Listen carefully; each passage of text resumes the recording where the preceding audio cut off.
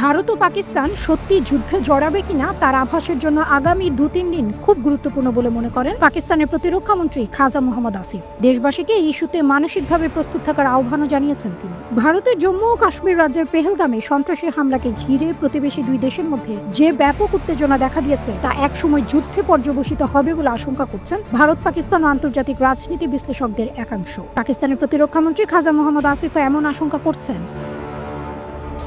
সম্প্রতি ব্রিটিশ সংবাদ মাধ্যম রয়টার্সকে প্রদান করা এক সাক্ষাৎকারে ভারতের সামরিক আক্রমণ আসন্ন বলে উদ্বেগ প্রকাশ করেন তিনি। তার এই সাক্ষাৎকার প্রকাশিত হওয়ার পর পাকিস্তানের দুটি সংবাদ মাধ্যম সামা টিভি ও জিও টিভি তার সঙ্গে যোগাযোগ করে এই ইস্যুতে আরো বিস্তারিত তথ্য জানতে চায়। জিও নিউজে তিনি বলেন, আগামী 2-3 দিন খুবই গুরুত্বপূর্ণ। যদি সত্যি কিছু ঘটে কিংবা শুরু হয় তাহলে আগামী 2-3 দিনের মধ্যে তা হবে। আর যদি এই সময়সীমার মধ্যে কিছু না ঘটে তাহলে বুঝে নিতে হবে যে একটি বড় বিপদ আমরা এড়াতে পেরেছি। আর সামা টিভিকে তিনি বলেন, এই অঞ্চলে একটি যুদ্ধের আশঙ্কা দানা বাঁধছে এবং আগামী 2-3 দিনের মধ্যে যুদ্ধ শুরু হয়ে যাওয়ার সমূহ সম্ভাবনা রয়েছে। আমাদের সবারই এখন মানসিকভাবে প্রস্তুত হওয়া প্রয়োজন।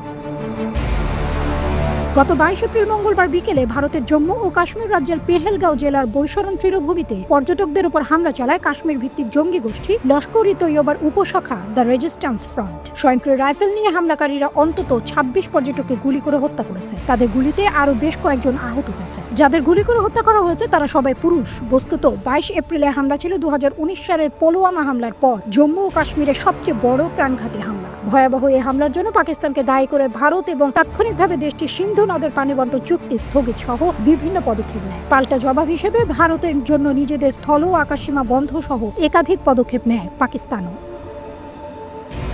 প্রজন্ম টিভির প্রতি রইল আমার অনেক অনেক শুভকামনা।